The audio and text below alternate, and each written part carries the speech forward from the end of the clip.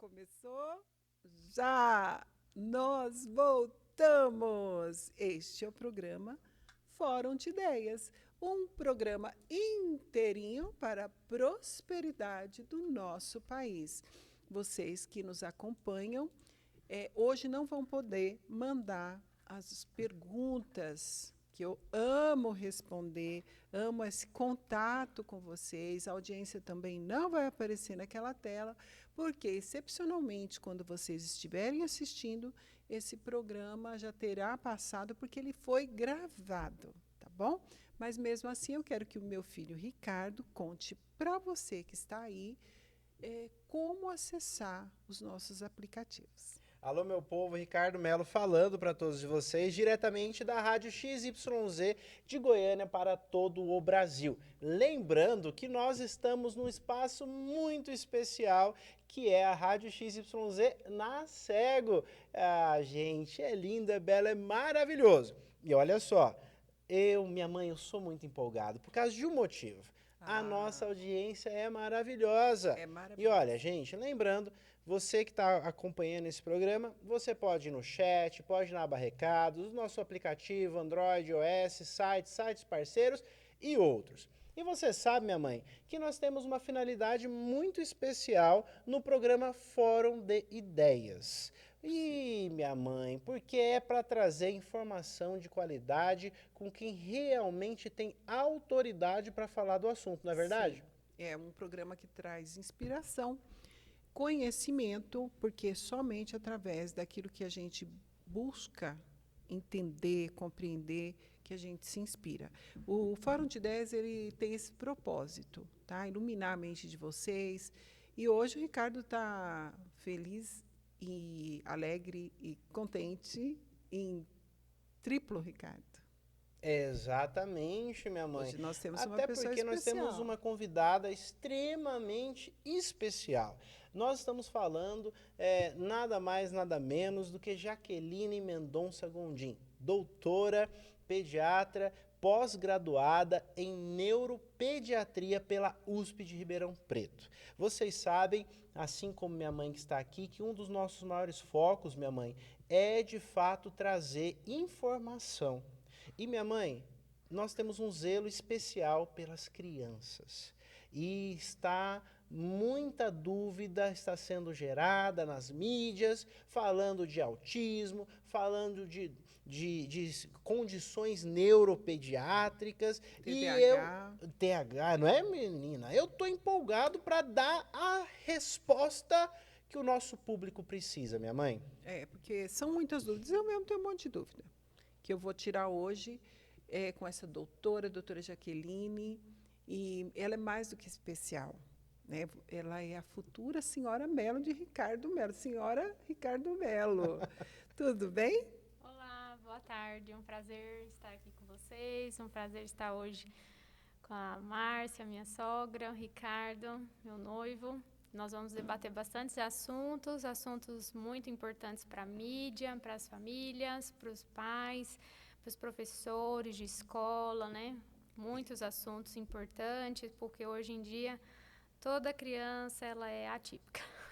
É um assunto interessantíssimo, porque realmente a gente viu um aumento. Eu que atravessei, vim de outras gerações, é um problema para a escola, né? Porque as crianças estão diferentes. E aí todo mundo hoje em dia parece que é autista ou tem algum problema. Realmente é assim? Não. A grande questão, existem alguns estudos que mostram assim, o porquê o aumento do autismo, né? Ou outros transtornos do comportamento, né? A grande questão, em primeiro lugar, é porque as pessoas estão estudando mais. A partir do momento que você estuda mais, tem maior conhecimento, né? Você pode diagnosticar. Se você não conhece, você não pode diagnosticar. Então, se as pessoas estudam mais, o diagnóstico vem, né? Existem outras situações também, que são parte das famílias brasileiras, né? Não só brasileira, como mundialmente. Existe um movimento que hoje as famílias são diferentes. As mães trabalham, os pais trabalham, às vezes as crianças ficam o dia inteiro na escola, ou são cuidadas sobre pessoas idosas, né? Que não têm a mesma disposição, energia de estar ali com a criança, ensinando, educando, né? Sem contar que existem também outros fatores, né? A alimentação da população mudou, as pessoas hoje têm filhos mais velhos, né? É isso. Então, tudo isso acaba influenciando no comportamento das crianças. Mas Olha então só. é só comportamento ou realmente existe um surto aí dessas doenças neurológicas? Eu Ou é acho, assim, mais ou menos eu entendi. Não sei se o público entendeu comigo, Ricardo. Que assim, a influência da família, do contato com pessoas, pode mostrar um aspecto que não é a doença. sim, Ou sim, existe um surto? Você acha que a doutora Jaqueline, é difícil falar isso para minha nora, mas a doutora pode dizer, existe um surto ou sempre teve e ninguém observava? eu acho que sempre teve as condições das crianças, vamos dizer assim, especiais, né, atípica. Hoje em dia, o que acontece é que as pessoas dão mais valor nas crianças, né? As pessoas valorizam mais a criança, porque antigamente criança era criança, ninguém prestava atenção na criança, né? Verdade. Deixava ela ali, deixava ela fazer o que ela queria e pronto, ficava por isso mesmo, deixava na escola e pronto, né? Hoje em dia não, hoje as pessoas prestam mais atenção, né? Na criança como um todo, né? Em todo o seu desenvolvimento. Eu acho que a palavra surto é muito forte para a gente dizer.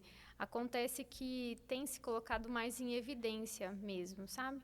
Mas os transtornos sempre existiram, só que não tinha nome. Antigamente a criança era muito levada ou muito esquecida, uma criança muito dispersa, né? Uma criança que não aprendia, tinha outros nomes. Hoje em dia, esses outros nomes acabam recebendo alguns diagnósticos, né? Que são conhecidos por nós da área médica, né? Muito bom. Olha só. Ricardo está ansioso aqui. Não, demais. Até Fazer porque nós estamos perguntas. falando de um tema extremamente importante, que é nossas crianças. Você sabe, minha mãe, que não só o futuro do nosso país, mas o futuro da humanidade estão nas nossas crianças. Mas antes de continuar, eu gostaria de falar para todo o nosso público, todo o nosso estado de Goiás e Brasil, porque a doutora Jaqueline Mendonça Gondim, além de ser uma profissional que no estado de Goiás está ganhando grande evidência dada a seriedade do seu trabalho, mas nós temos também outros destaques, até porque, minha doce mãe, a doutora Jaqueline Mendonça Gondim, ela tem uma história de dedicação à medicina. E antes da gente passar, que eu tenho muita pergunta, e eu também fiz um disparo de várias perguntas aqui para os nossos ouvintes, no nosso banco aqui de dados, e temos perguntas Que hoje. bom, vai Mas ter olha acesso. só, minha mãe, antes disso, doutora Jaqueline, fala pra gente, pro público que está nos escutando, o que fez doutora Jaqueline chegar até aqui e por que neuropediatria na USP de Ribeirão Preto? Bom, a minha trajetória na medicina ela é um pouco extensa, mas apesar que hoje, para uma pessoa ter a especialização dentro da área médica, depende de muito tempo, né?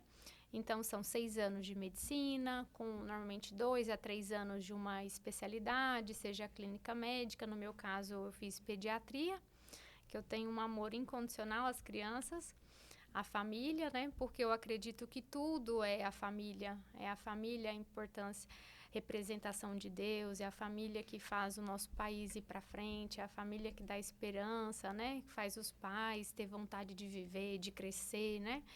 Então, eu gosto muito desse tema família.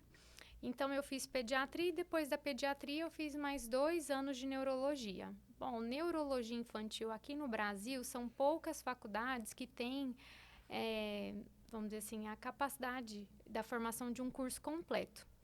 E dentre as escolas que eu prestei a prova, na época eu prestei Ribeirão Preto, pelo motivo de que, não nego, pela proximidade daqui de Goiânia, né? Que a minha família é toda daqui. Mas à medida que eu fui estudando e conhecendo o serviço lá, eu me encantei e me apaixonei, porque lá é extremamente completo o curso. Lá tem, dentro da neurologia infantil, é extremamente completo. Então, lá você consegue estudar todas as doenças. Lá, todos os aspectos da neurologia são abordados. Lá tem a enfermaria, tem enfermaria de neurocirurgia. Eles conseguem fazer pesquisas para poder avaliar medicações nas crianças, o uso efetivo ou não, consegue abordar, fazer estudos minuciosos para poder saber se a criança tem indicação cirúrgica ou não, a depender do tipo da doença, normalmente epilepsia. Então, assim, é encantador e é fantástico o trabalho que eles fazem lá.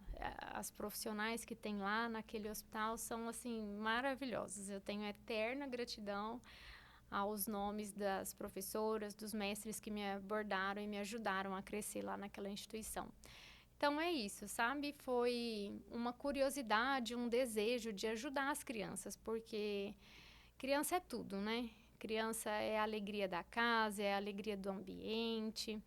É uma casa que tem uma criança, ela se transforma, né? É uma casa totalmente diferente.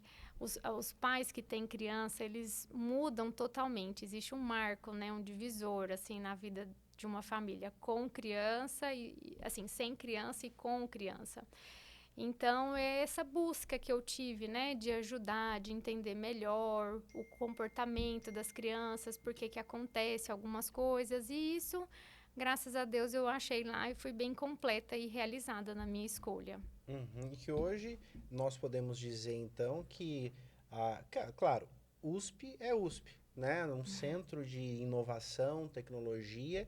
E o que te motivou a neuropediatria? Porque hoje, né, você é pós-doutorada, você é pós em neuro, e eu gostaria de saber o porquê neuro. Porque já é pediatra, já tinha uma ação muito forte, já tinha um nome muito forte no meio, e realmente se dedicou 2 anos aí, A mais, a né? mais, para neuro. Por que exatamente neuro? Ó, primeiramente, eu nunca esqueço, porque aqui em Goiânia, a minha especialização foi feita, de pediatria, foi feita no antigo materno infantil, e aí depois nós fomos transferidos para o ECAD, que é o Hospital Estadual da Criança e do Adolescente. Eu nunca esqueço de um dia estar acompanhando um neurologista para ele avaliar a condição de uma criança que tem uma condição neurológica importante, uma doença rara, uma síndrome genética rara, e ninguém sabia o certo, qual era o diagnóstico daquela criança, ninguém conseguia entender, nem dar assim, explicações, né, para a mãe sobre o que a criança tem, qual que é o melhor tratamento. E certo é, o dia que eu acompanhei esse profissional, que é o Dr. Rafael, que ele simplesmente chegou lá, examinou, ensinou como que examina a criança, né? Pegou a ressonância que a criança tinha feito e ele foi ensinando assim tudo. Eu falei, meu Deus, eu não acredito que é possível alguém entender tudo isso. E naquele momento foi um start na minha vida, que acendeu uma luz, uma chama que dentro de mim ela existia em algum canto. E depois disso eu fui vendo o comportamento das crianças, né? E fui falando, meu Deus, é possível estudar, é possível entender, é possível influenciar a família nos cuidados que ela tem que ter com a criança para poder melhorar, né? E isso me despertou, assim, para a área da neurologia infantil. Ótimo. Ricardo, eu não sabia, gente, que ia ter as perguntas. Mas você Exatamente. conseguiu acessar, o Ricardo conseguiu. Então, daqui a pouco a gente vai fazer as perguntas. Isso porque, minha mãe, é um tema tão importante, Sim, mas tão demais. importante, que eu fiz questão de avisar toda a nossa audiência que nós iríamos entrevistar uma referência no meio desse conhecimento. E você sabe que um grande sofrimento das famílias brasileiras, de um tópico que é autismo, que são as doenças neurodivergentes, né? Então, eu fiz questão de mandar, essas famílias responderam, e já já nós vamos colocar aqui para que nós possamos responder. Eu vou enviar as melhores perguntas, eu vou fazer um corte, eu vou enviar não só para as mídias sociais, mas eu vou enviar diretamente para quem fez essas perguntas, tá certo? Muito Mas bom. olha só, antes de eu pegar aqui, eu tenho uma dúvida muito grande. Porque hoje em dia tudo está sendo autismo, né? Como eu falei, para nós leigos, né? Principalmente eu que criei filhos, já meus filhos são adultos, casados, é, a gente antigamente não ouvia falar. A criança é como a doutora falou, era levada. E hoje são tantos aspectos neurológicos, gente, eu fico impressionada. Parece que todo mundo tem alguma neurodivergência, né? Como fala hoje em dia, né? É verdade, mas olha só, a gente tem o autismo, o TOD que eu já vi, existe o TOD. Não, Existe eu o nunca ouvi TOD. falar. É, tem o Que é o TOD? TOD, tem, É transtorno? transtorno de opositor e desafiador. Ah, eu acho que Ó. eu tenho esse TOD. Mas Que é, olha o que, só, que é? Tudo que a pessoa fala ou a pessoa põe? Tem uma posição? Tem uma oposição bem importante. Isso é um Normalmente transtorno? é um transtorno que a criança desenvolve e às vezes é mais marcada a figura do seu cuidador. Mas é claro, assim, todos esses transtornos, né, existem critérios, são bem estabelecidos. Não é qualquer aspecto ali da Não é qualquer. personalidade que... Não, Porque tem pessoas que elas são mais, né, divergem mais, falam sim. mais, né, e Uhum. isso não é um aspecto da personalidade, né? Isso, que é uma questão muito importante, que a gente precisa avaliar o que é personalidade, como o que é comportamento ali pela família que essa criança aprendeu, né, que ela representa, né, manifesta. Porque assim, ó, autismo hoje em dia é o nome da moda, Sim. autismo. Todo mundo fala nisso. Isso, é o nome da moda, autismo. Só que para ser autista, a pessoa precisa ser avaliada e precisa ter critérios diagnósticos. Não é porque às vezes a criança tem uma característica autística, vamos dizer assim, que a pessoa é diagnosticada com autismo. Então, para ser autista, primeiro ela tem que ter um déficit na comunicação. Só que não é qualquer tipo de déficit ou prejuízo na comunicação social e o interesse, né, pelo outro, né, o expressar. Existem outras situações que a gente precisa analisar dentro desse déficit de comunicação. Porque às vezes a criança é só uma timidez. E para a mãe aquilo lá é uma deficiência. Não, meu filho não interage com ninguém. Ah, ele é autista. Não, não é bem assim. A gente precisa avaliar bem. O segundo motivo, assim, o segundo critério, na verdade, a criança precisa ter comportamentos repetitivos, padrões repetitivos, né? E aí, repetitivos, e aí a seletividade. Também não é qualquer tipo de padrão. Ah, doutora, meu filho não gosta de... Meu filho não gosta de comida. E quando você vai avaliar, é uma mãe, uma família que não oferece os grupos, vamos dizer assim, os grupos alimentares. O menino só gosta de comer, com certeza. Vamos dizer assim, Não tem o coisas hábito, mais né? palatáveis, né?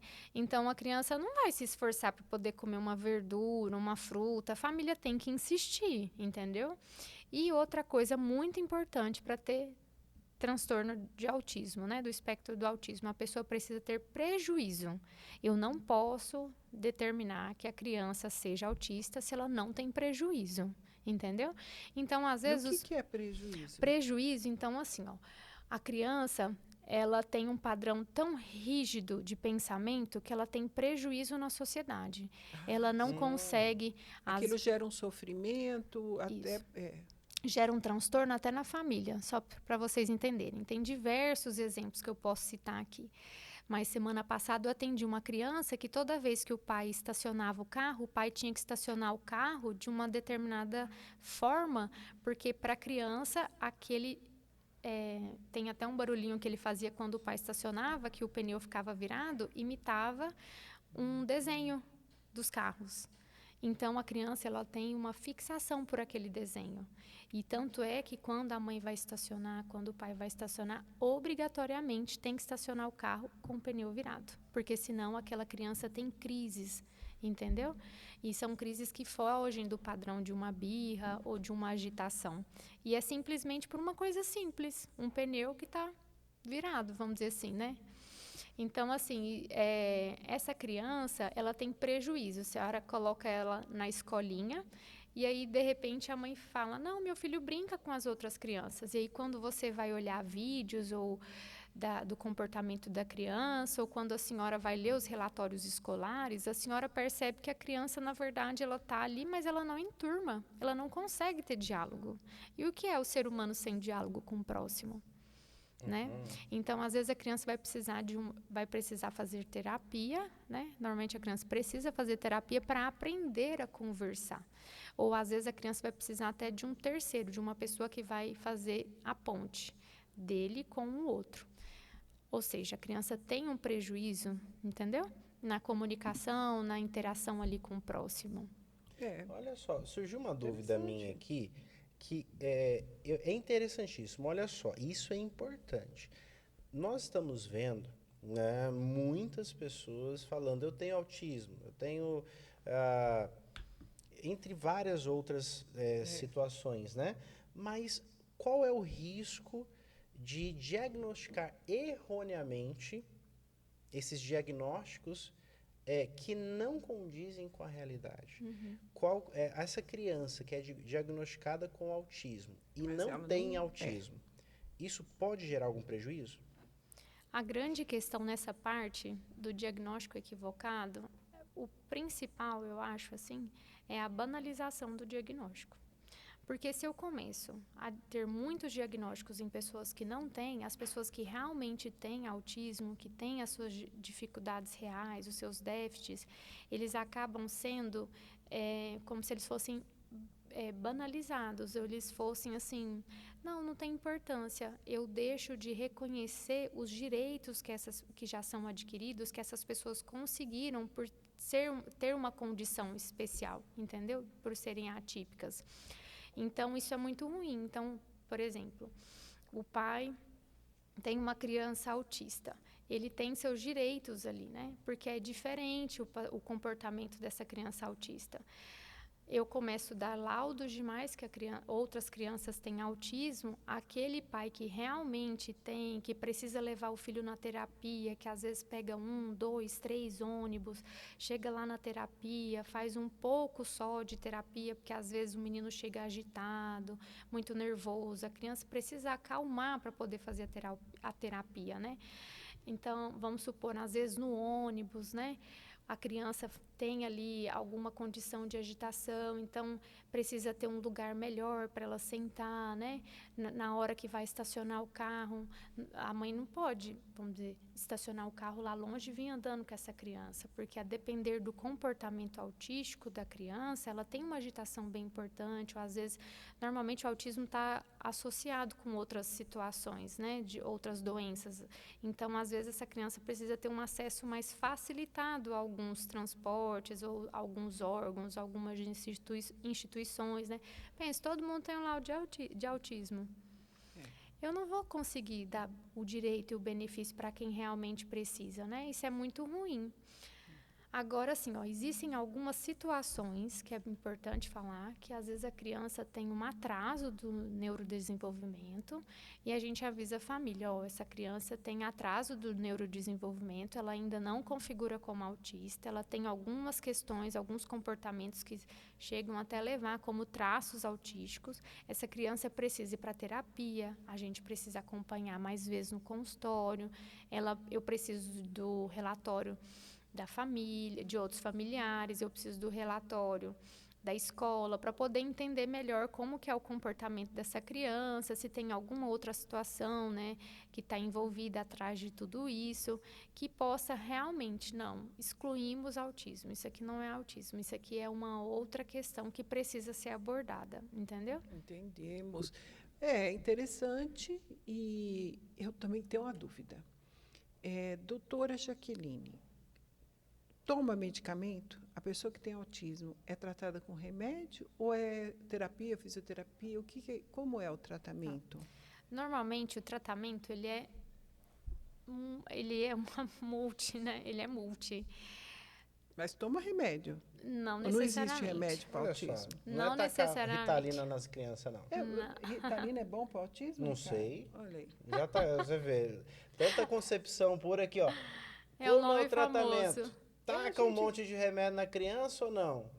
Saber, porque eu fico sempre pensando, tem remédio? Assim, a pessoa toma algum medicamento ou não?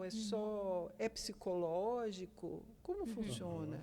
Não, funciona da seguinte forma. Primeiro a gente fez o diagnóstico, a gente precisa ver ali quais são as dificuldades daquela criança, né? Normalmente a medicação não é porque recebeu o diagnóstico de autismo que ele toma um remédio. A gente faz a medicação por Dos conta sintomas. talvez de alguns sintomas. Sim. Então, às vezes, essas crianças têm mais distúrbios de sono, então eu preciso fazer uma medicação para ajudar a dormir. Às vezes, essa criança tem um comportamento de agressividade, de uma agitação importante, eu preciso de uma outra medicação.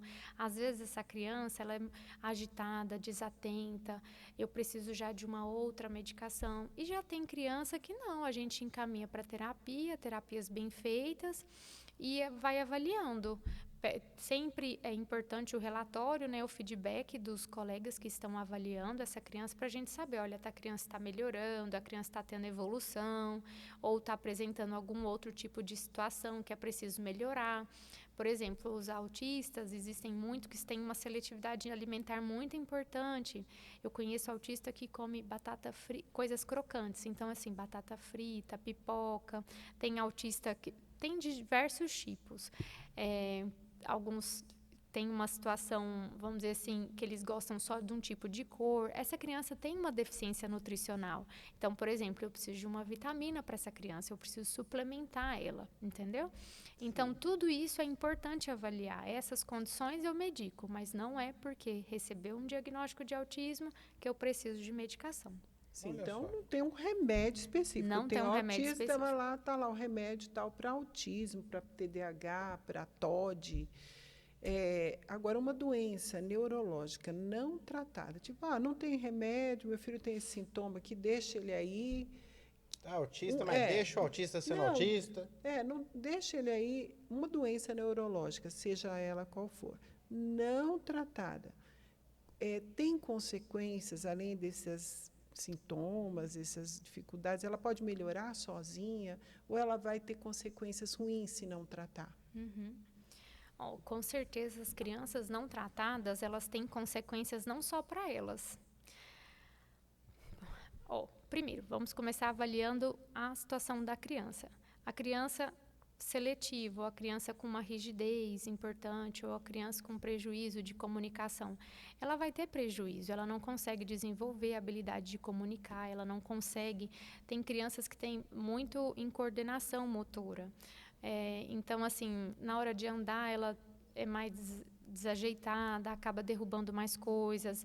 Às vezes a criança está mais suscetível a acidentes, porque às vezes por conta de uma condição dela, às vezes do próprio comportamento de agitação.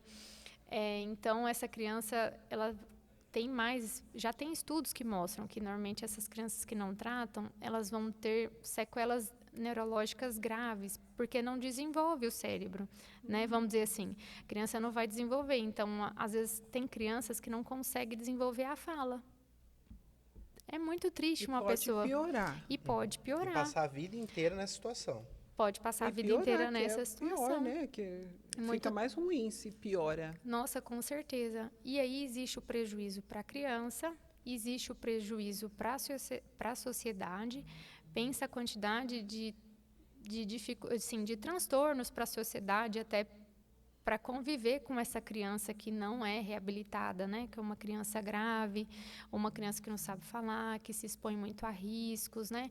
Essa criança, por exemplo, se ela não come bem, ela está mais predisposta a ter mais doenças, então é uma criança que vai usar mais serviço de saúde, vai ser internada mais tempo. Isso tudo gera custos, né? E gera gastos.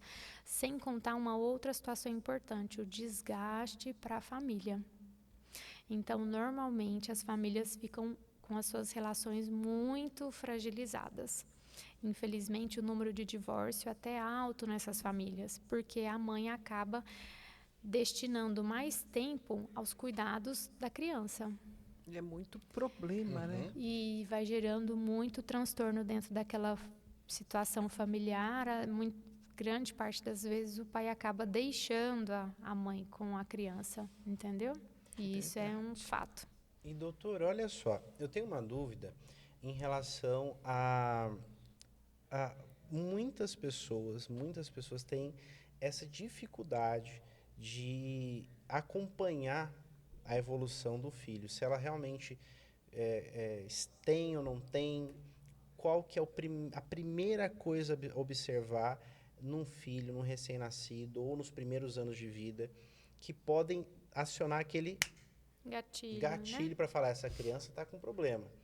Então, a doutora que tem esse conhecimento, qual é a primeira coisa a observar que o pai ou a mãe deve olhar para o filho e falar, isso está estranho? Ó, eu acredito que não tem uma característica que seja assim, ó, é isso daqui que você olhe e que vai determinar que a criança seja autista, entendeu? Depende muito da qual faixa etária que eu estou falando, mas uma condição que chama muita atenção são as crianças que quando os pais chamam e ele não responde. Uhum, A criança conversa com o filho e ele está lá no mundo dele, brincando e fazendo as coisas dele. Isso chama muito atenção. entendi. E isso já é uma característica que eu posso notar desde bebê. A mãe está brincando com a criança e a criança não presta atenção aos chamados. Ou, de repente, a criança começa a observar, fazer um padrão repetitivo de comportamento, às vezes a gente fala estereotipia, entendeu? Ela faz um movimento e faz aquele movimento sempre.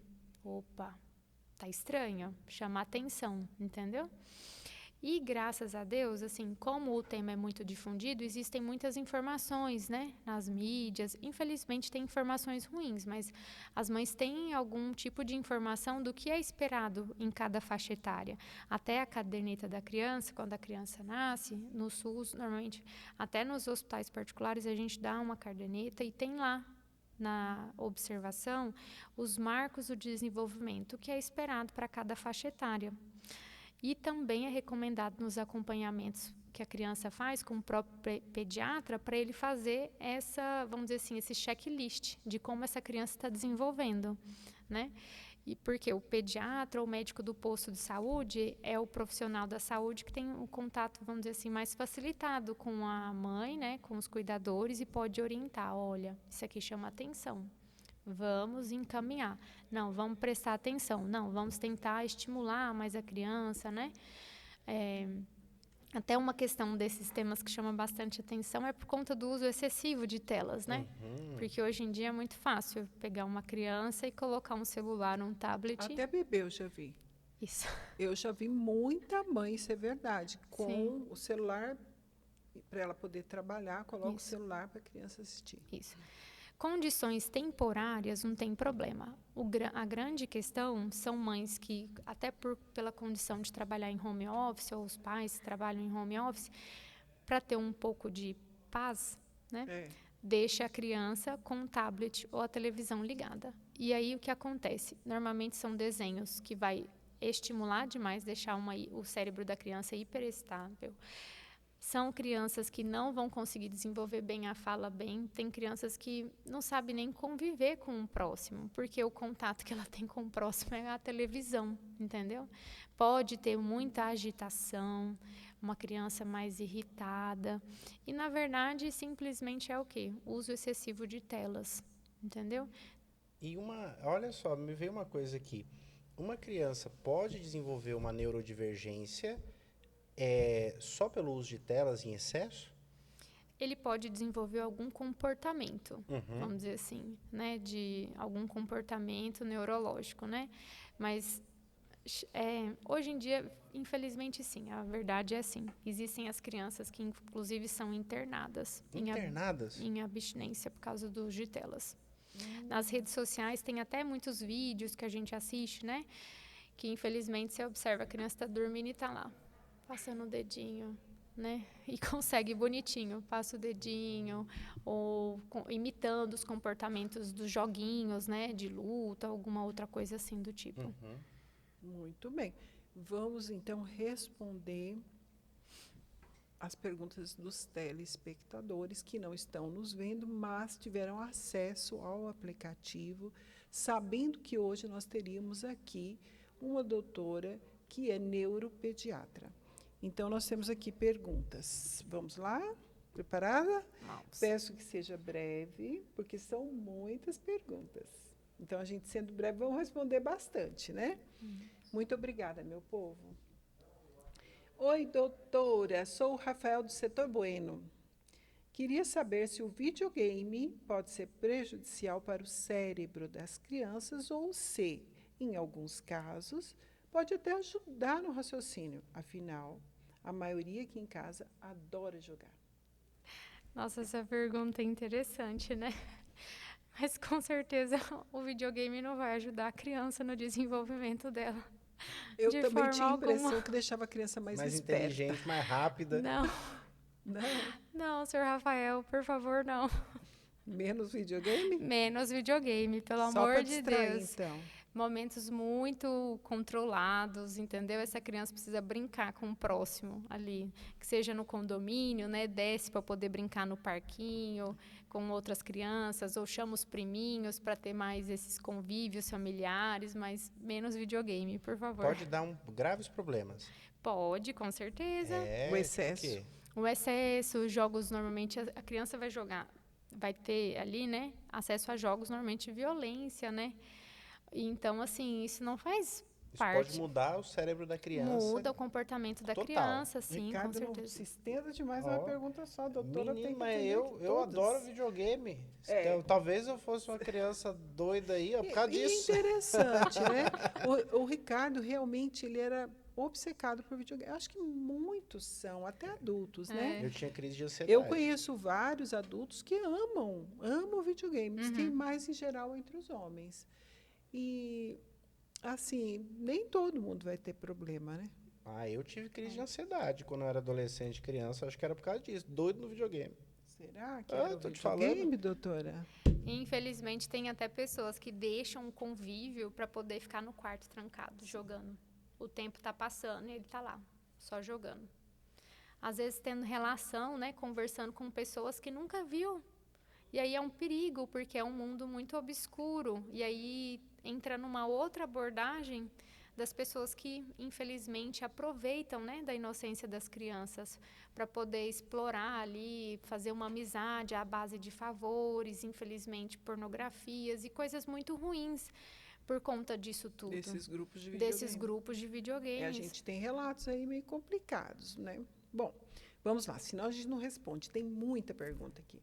Aqui é a Ana Cláudia, do setor Jardim América. Olha, eu fico muito contente. Tem setores, já notou, Ricardo, que sempre as perguntas, elas vêm desses setores. Então, eu quero agradecer aí o pessoal. Setor Jardim América, amo vocês. Meu filho de 8 anos tem tiques. Ah, esse do tique é importante. Como pisar muito forte, mexer a boca. A gente achava que era manha, mas a professora sugeriu procurar um neuropediatra. Isso pode ser síndrome de Tourette? Não necessariamente.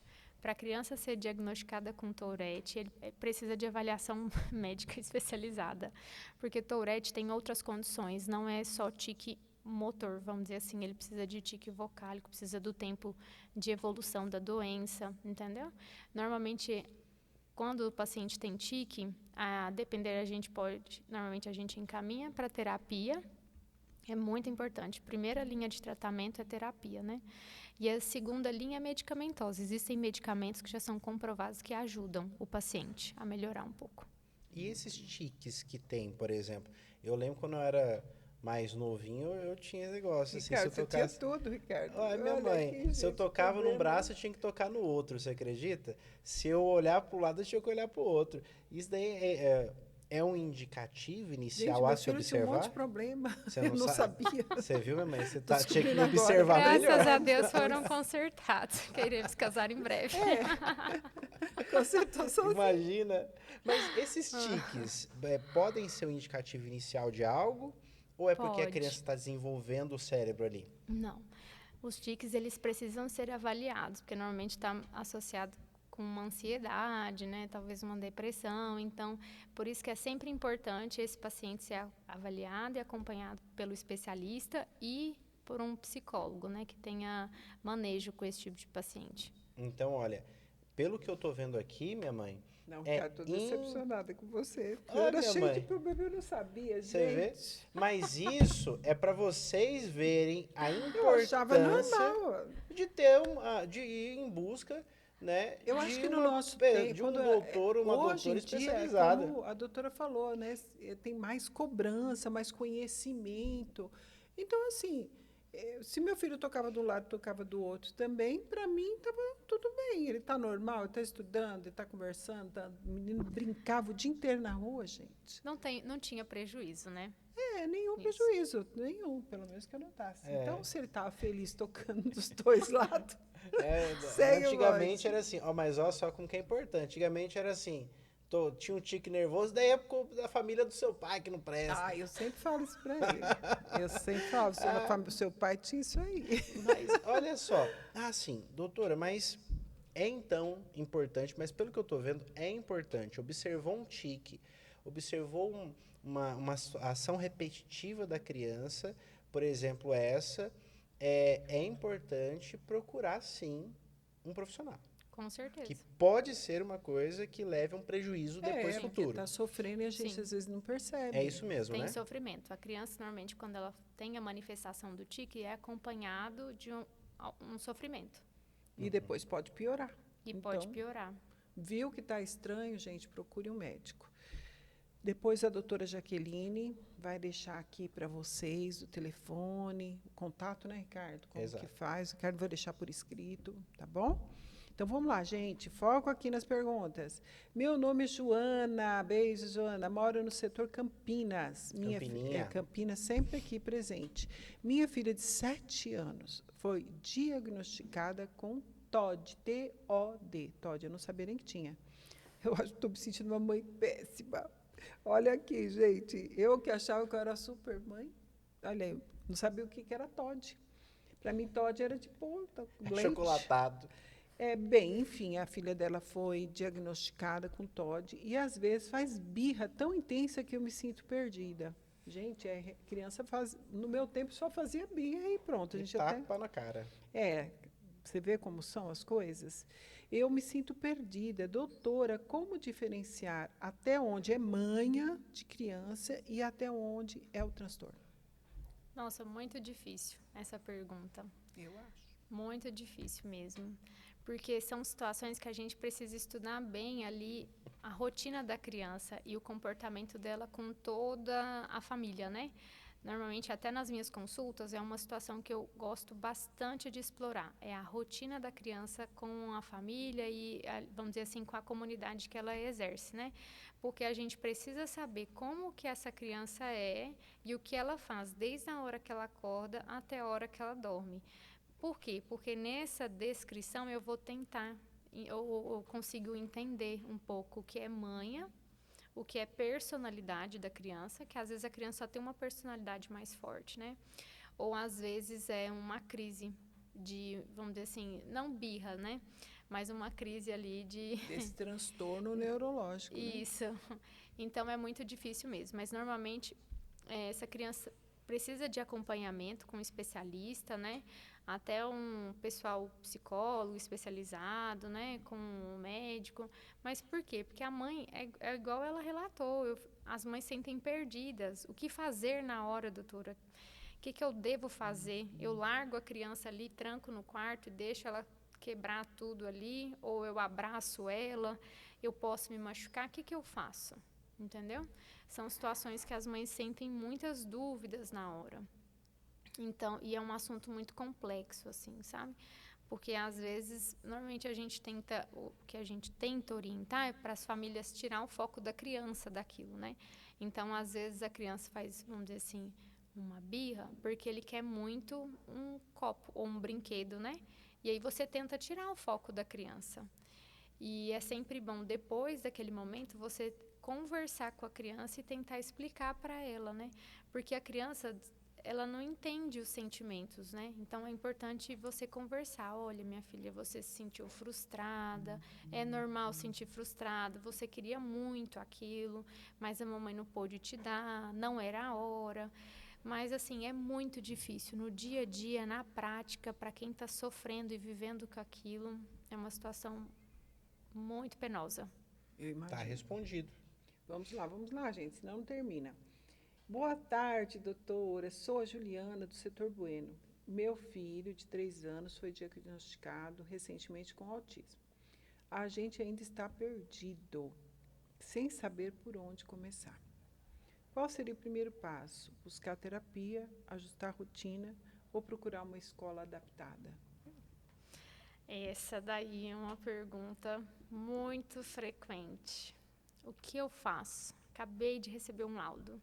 Para onde eu vou? O que eu faço? O que eu vou mudar dentro da minha casa? Né? Qual que é a escola melhor adaptada? A parte escolar é sempre importante. Então, eu sempre sugiro para os pais ir na escola, conversar com a escola, abordar para eles o que a criança tem, a condição que ela tem, o que eles podem oferecer e entender melhor o que tem, qual que é a rotina ali na escola, entendeu? Porque às vezes tem pais que só matricula o filho, entrega o papelzinho que recebeu. A maioria, né? E tá ali. Fica só sabendo nas queixas escolares, quando a escola está ligando, olha aqui, seu filho está fazendo isso, vamos marcar uma reunião, entendeu? Então, é sempre importante, os pais precisam estar ativos nesse processo, de ir na escola, conversar, entender melhor, saber como é que é o ambiente, entendeu? Aquele ambiente, aquela escola está preparada para receber a minha criança? Difícil. Precisa muito bem do esforço dos pais de ir atrás e tentar entender como que aquela escola vai receber a criança, entendeu? Sempre é importante mudar a rotina. A criança precisa de rotina.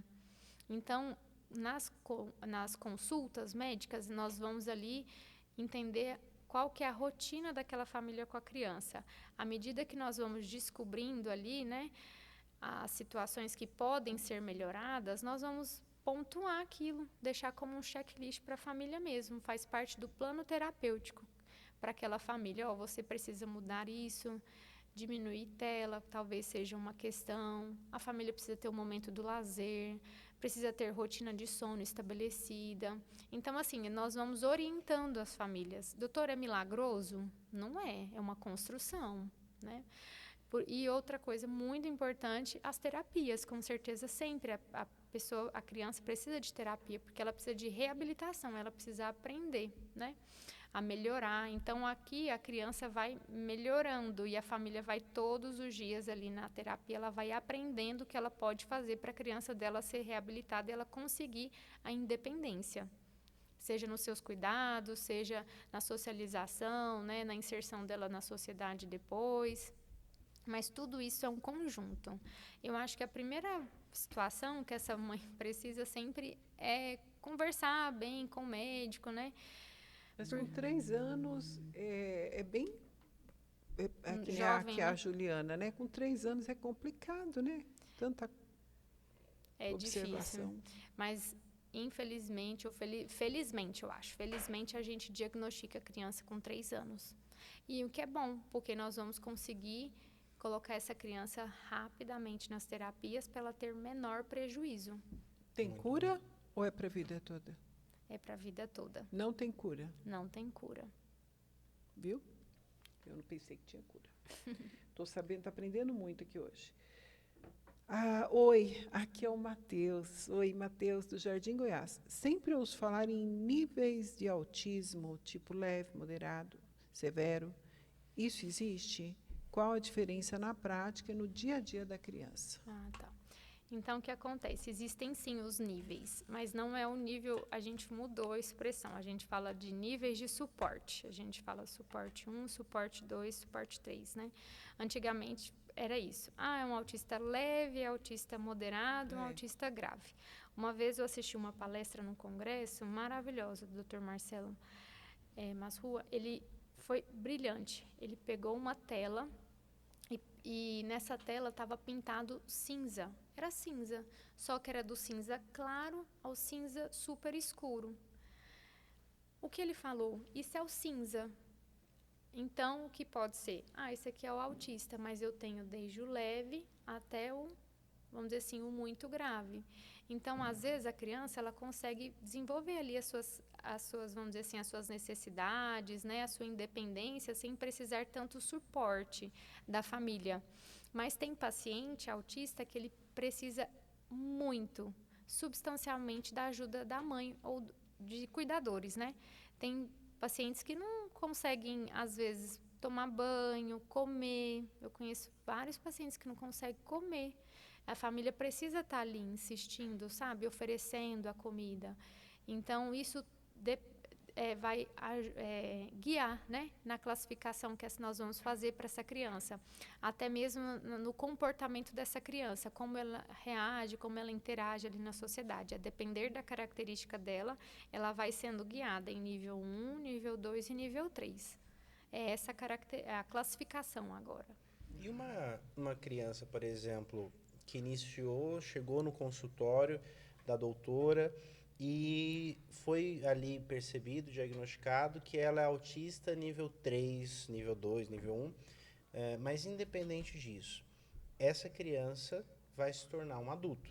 Então, esses pais que estão acompanhando, é um compromisso a mais que eles têm que ter, porque vai ser, já que é para a vida toda, tem como um autista nível 3 de suporte se tornar, com o tratamento correto, um nível 1, por exemplo? Tem Como que é esse acompanhamento? muita terapia e um A acompanhamento. terapia, que eu entendo, é terapia psicológica ou é fisioterapia? Não, quando a gente fala de terapia, é uma abordagem com multiprofissionais, né? Então, tem o fisioterapeuta, tem o terapeuta ocupacional, tem o musicoterapeuta, a pessoa que faz a musicoterapia, tem Hoje em dia tem o tratamento no cavalo, tem né? a Ecoterapia. ecoterapia, Ecoterapia. isso. Tem o psicólogo. E aí tem outros profissionais também. Então, é a equipe, né? Quando a gente encaminha essa criança, que a gente fala assim, precisa de terapia, não é o psicólogo. Normalmente são vários. Depende da necessidade da criança. Às vezes a criança não consegue andar ou tem a coordenação motora ruim. Essa criança precisa ir para um fisioterapeuta. A criança não consegue comer, né? Precisa ir para um nutricionista. Então, assim, depende muito da característica que a criança tem, né? Ali das suas dificuldades, das suas deficiências. E aí nós vamos guiando para o que deve ser melhor recomendado para a criança. Muito bem. A dona Cida, do setor Campinas, ela fala da netinha. Ela diz que a netinha não fala, só se comunica apontando. E a escola levantou possibilidade de autismo. Eu queria saber se toda criança autista tem dificuldade de falar, ou existem outras formas. Toda pessoa que não consegue falar é autista? Não. Isso é um mito que as pessoas têm. Não fala, é autista. Não, precisa ser melhor avaliado. Essa criança, ela precisa muito de uma consulta com um especialista para poder saber. Porque uma característica, né, marcante nos critérios do autismo, do diagnóstico de autismo, primeiro, déficit na comunicação social. Essa criança não fala. Mas será que ela não fala porque ela não quer falar? Porque ela está apontando. Aí ela não fala. Isso. E aí existe uma situação importante que a gente precisa melhor avaliar. Essa criança não fala porque ela não é estimulada a falar? Qual que é o ambiente que ela vive? É um ambiente que tem televisão o dia inteiro? É um ambiente que os adultos não conversam com a criança, porque os adultos estão focados nos seus trabalhos, nas suas atividades laborais, entendeu? Na sua rotina. Infelizmente existe essa situação, que os adultos estão tão intertidos ali, ocupados com as suas rotinas, seus afazeres, que não conversa tanto, não estimula a criança a conversar, não conversa com a criança. Às vezes, assim, eu não sei o caso dessa família, mas às vezes uma pessoa mais idosa não tem tanta paciência de sentar, conversar com a criança, então é uma criança que tem suas dificuldades. Às vezes a criança não vai para a creche, então não tem nenhum convívio com criança. Tudo isso precisa ser melhor abordado. Tem que avaliar. Tem que avaliar, fazer avaliação audiológica, para saber se ela escuta. Se ela escuta, isso é verdade. Olha só, por isso que é a importância de ter um profissional ali realmente para direcionar. Então, viu algo, teve uma dúvida, busque um profissional que possa te direcionar. Porque muitas vezes a criança ela pode estar tendo um problema no ouvido, não escuta, e você está pensando que é autismo, minha senhora. Então, busca um profissional para que você possa tratar de forma correta. Amar é cuidar. Minha mãe, a gente tem ainda tempo para fazer mais uma pergunta. Aí eu estou E eu, escolhendo. eu também depois tenho algumas perguntas que eu quero. Uma pergunta que eu quero fazer para a gente, porque esse é um Tô ali tema observando, muito meu cabelo importante. Olha Não é, minha aqui, mãe? Tá olhando o gente, cabelo? tô olhando meu cabelo. Será que, ó, pode ser um aspecto autista. Será? Eu tô meio neurodivergente aqui hoje. Eu olho para ali, incomodo. Aqui, desse lado Não, eu tá tô bom. aqui, ó. O que vocês acham? Mas olha só, então enquanto você vai olhando aí a pergunta, aquela pergunta para finalizar as perguntas dos ouvintes, eu É que tem gostaria muitas aqui, de eu vou saber escolher com a doutora Jaqueline, olha só, a partir do momento em que você, ouvinte, o nosso espectador, olhou, identificou, viu que tem alguma coisa errada ali do que a gente citou aqui no programa. Essa pessoa, esse pai, essa mãe, entrou em contato no consultório da doutora e falou: preciso levar meu filho para ter certeza absoluta se ele tem ou não tem essa condição.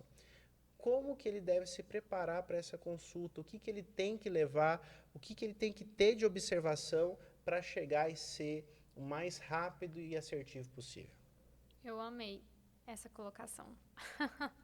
É tão importante isso, é tão importante, porque assim, vocês não sabem o quanto é frustrante. Os pais marcam a consulta, chega na consulta e se fala assim, cadê o relatório da escola? Ah, eu esqueci. Cadê a caderneta da criança? Ah, eu não trouxe. Você começa a fazer perguntas do passado da criança, a mãe fala, não sei. Não, tá errado. Eu não vou Tem conseguir. algo errado. Tem algo errado nessa situação. Então, ó, vou no neurologista. Vou fazer a avaliação da minha criança. O que eu preciso levar? Tudo. A criança nasceu, normalmente ela tem uma caderneta ali, já tem dados extremamente importantes para nós. Saber como que foi a gestação, como que foi o parto, no pós-parto. Tudo isso acaba influenciando no desenvolvimento dessa criança e no comportamento. Então, já leva a caderneta. Preciso até checar as vacinas, porque isso faz parte de uma avaliação neurológica. A orientação, depois dos cuidados, né? A caderneta, relatório da escola, foi num outro profissional, ele fez um relatório, ai, doutor, ele já acompanha com um outro colega, um nutricionista, um fonoaudiólogo, um fisioterapeuta. Traz os relatórios, tudo isso faz parte da nossa avaliação, né? Quanto mais outros relatórios, né, outros olhares, a gente vai conseguir diagnosticar, direcionar para qual que é o tipo de problema. Não é porque você vai que o pai leva a criança na consulta que uma consulta conseguimos fazer o diagnóstico. Às vezes tem casos que a gente precisa de acompanhar, precisa de feedback dos outros colegas, né? Da pessoa que cuida. Tem pai e mãe que não cuida, né? Vai pergunta, faz isso, não sai, não sei, quem cuida é a babá. Isso. Aí é importante, né? E levar existe essa caso pessoa. que às vezes a mãe olha para a babá e fala, fulano, isso acontece? É. Então tem que levar a babá na consulta. É importante. Quem Quem cuida, tem mais né? proximidade. É a avó, a tia, quem cuida da criança. Vídeos, né? Graças a Deus que hoje nós temos celulares, né? Que a mãe pode gravar vídeos. Nossa, doutora, olha o comportamento dele assim, na festinha, na escola ou na igreja. Tudo isso faz parte, tudo isso ajuda. Então, todos os relatórios possíveis, os laudos anteriores, tudo faz parte da consulta. Perfeito. Bom, então, só mais uma pergunta para encerrar. Manda a pergunta do ouvinte para a gente finalizar, porque, pelo que eu estou vendo, minha mãe, pela intensidade de perguntas e do anseio da população, esse assunto vai ter a necessidade da doutora Jaqueline retornar para fazer outros quadros. Eu até comentei aqui antes que seria muito importante ter por temas, porque a gente vê, um fala que tem o TOD, outro fala que tem isso, depressão, eu estou com depressão, eu estou com autismo, enfim. Eu acredito que a gente tem que fazer, Ricardo, por etapas. Por tópicos, É um assunto muito, muito grave hoje em dia, gente. Todo mundo fala nisso o tempo Muita todo. curiosidade das famílias, né? E as crianças estão diferentes hoje em dia, né? Então a gente não sabe o que é normal. Antigamente era tudo de um jeito só. Hoje em dia cada um está de um jeito. Então os pais não sabem como que cria a criança. É verdade. Oi, doutora, eu gostei dessa aqui, Ricardo. Olha, aqui é a Camila, do setor Goiânia 2. Nunca vi Goiânia 2 aqui, hein, gente? Beijo, povo do Goiânia 2. Eu vejo muitas séries em filmes que retratam personagens autistas. Olha, inclusive tem filme demais sobre isso. E falam como gênios. Isso é mito ou realmente alguma criança com espectro pode ter habilidade fora do comum? Pode. Isso pode acontecer. Por quê? A criança autística, ela tem, às vezes, um hiperfoco. Não é porque ela é autista que ela não é, vamos dizer assim, desculpa a expressão, inteligente, né? Não é isso, é errado pensar dessa forma e até falar dessa forma. Existem crianças extremamente inteligentes, que são maravilhosas, entendeu? E tem crianças que têm um foco. Então, tem autistas que... Tem uma série bem famosa, né? Que até um médico, né? Que ele é um ótimo médico e ele tem análises assim muito excepcionais, fora da curva, porque o padrão dele, o hiperfoco dele é a medicina. Então ele estuda muito, ele tem uma desenvoltura muito grande naquilo. Nossa, tem diversos exemplos, tem pacientes autistas que sabem todas as bandeiras, todos os presidentes do mundo, outras línguas assim, que não é o comum da criança, da sua vivência ali, sabe? Então, assim, eu conheço um autista que ele sabe, os programas dele são de culinária. Então, ele não assiste desenho, os programas dele são de culinária. Ele chega na mãe dele e fala assim, mãe, vamos fazer hoje um frango assim, assim, assim, assim? Ou ele fala o nome de uns pratos super chiques. É o foco dele, é a comida, entendeu? Então, assim, existe sim os pacientes, né, autísticos que têm esse hiperfoco. Antigamente, na classificação médica, existia até um nome de uma síndrome para isso, e hoje já tirou o nome dessa síndrome, e a gente só deixou tudo dentro do espectro do autismo. Muito bom. É isso, Ricardo. Perfeito. Mais alguma pergunta? Minha mãe, nós estamos chegando já ao momento de despedir. Realmente é o anseio da população escutar e se informar a respeito disso. E a doutora Jaqueline Mendonça Gondim estará aqui na Rádio XYZ falando, respondendo perguntas sobre e temas específicos. Então, vocês podem, ao escutar esse momento, já mandar para os nossos telefones oficiais novas perguntas para os outros programas que porque isso vai guiar a gente. Para guiar, para a gente poder saber. O primeiro tema. Qual seria o primeiro tema? É Todd, é TED, né? É DOC, TED. É PIX? Não, é autismo? Vamos saber isso daí. Mas olha só, doutora, fala, para a gente já encerrar, né, minha mãe? O que você acha, minha mãe, da doutora falar um pouquinho, olhando nos olhos dos nossos ouvintes.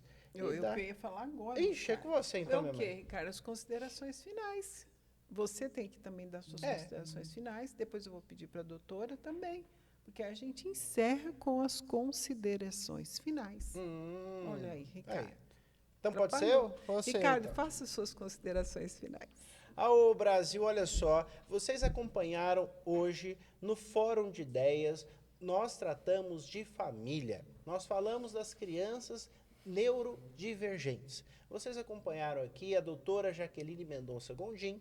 Ela é pediatra, pós em neuropediatria pela USP de Ribeirão Preto. Realmente é aquilo que nós trazemos, né, minha mãe? Que é realmente a profissional que vai poder esclarecer, sem sombra de dúvidas, sobre temas que você precisa. Um grande beijo, um grande abraço. Tudo que nós fazemos é por vocês e para vocês. Se hoje está difícil, amanhã vai estar fácil. E observa o seu filho, viu? Porque se você não observar, quanto mais tempo demora, mais ruim o menino fica. Tamo junto. E agora, doutora Jaqueline Gondim, as suas considerações finais, aquilo que a doutora gostaria de passar para o público, sobre toda essa entrevista, sobre tudo que a gente falou aqui. Agora é com você. Bom, primeiramente queria agradecer a oportunidade, né, de estar aqui hoje conversando com vocês, com a população, né, de um assunto tão importante e de extrema relevância, né, hoje na sociedade. Gostaria de dizer para os pais, né, percebeu alguma alteração, tem dúvidas, pede um encaminhamento para o especialista, marca uma consulta. É melhor passar por numa consulta e falar, não, tá tudo bem, ou acertar, ajustar algumas situações específicas na família, do que a criança não ser diagnosticada de alguma situação e ter transtornos e prejuízos depois, entendeu? Eu vou até deixar, né, a oportunidade de deixar os lugares que eu atendo, né, para você colocar. Pode mandar um beijo aí para o pessoal, né, e deixa já os lugares, então. Porque se alguém tiver algum interesse, né, saber onde me procurar. E é isso, gente. Muito obrigada pela audiência, pela participação de vocês. As dúvidas são importantes, porque se são dúvidas, eu acho que é a dúvida de muitas outras pessoas, né? E é isso. Obrigada mais uma vez. Então, vai ficar aqui, né? O Ricardo vai providenciar os lugares onde a doutora atende. Quer mandar um beijo especial para alguém? Tirando o Ricardo. E eu. Eu vou mandar um beijo especial para minha família. Tá? Beijo, Devem família. estar bem ansiosos e na expectativa de me assistir depois. Beijo, mames. Beijo, família linda. A minha querida consogra, Dona Ieda, que eu amo tanto. E o querido Hélio, né, Ricardo? Manda beijo aí para... Exatamente. Nós o que vamos fazer seríamos um corte de nós sem a família? E eu ia falar muito isso, feliz. Ricardo, tudo que eu vou falar, ele ia falar. É porque estamos conectados. Conexão não é, Ricardo? Forte. Como é importante a família. Como né? é importante. Eu tenho um autismo de neurociência grudada na mente. Nada a ver. Brincadeiras! Mas olha, nada como a família, né, minha mãe? Tudo que nós fazemos é pela família. Por isso que o tema de hoje é tão importante, porque hoje sim eu posso virar e falar assim, como eu sou grato pela vida da minha família, é porque a minha mãe me observou, me cuidou, me zelou. Então é um grande compromisso que nós temos, né, minha mãezinha? É um grande compromisso, um grande beijo, Dona Ieda, seu Hélio, por serem tão participativos e importantes para mim. E é isso, pessoal. Então, nós vamos terminando aqui, né, esse programa de hoje. Graças a Deus, como eu sempre digo, sem Ele, nada disso estaria acontecendo. Muito agradecida ao meu filho Ricardo, que é essa bênção, que sempre me acompanha, que cuida e faz com que eu, na terceira idade, esteja aqui, porque sem ele eu acho que eu nem viria. Então, muito obrigada, meu filho Ricardo, por esse momento, pela sua companhia, pela sua capacidade. E uma gratidão especial à doutora Jaqueline, pela sua brilhante participação, pelos esclarecimentos. E é isso. O Fórum de Ideias vai, mas vamos voltar, nós voltamos. Exato. Beijo e tchau. Beijo.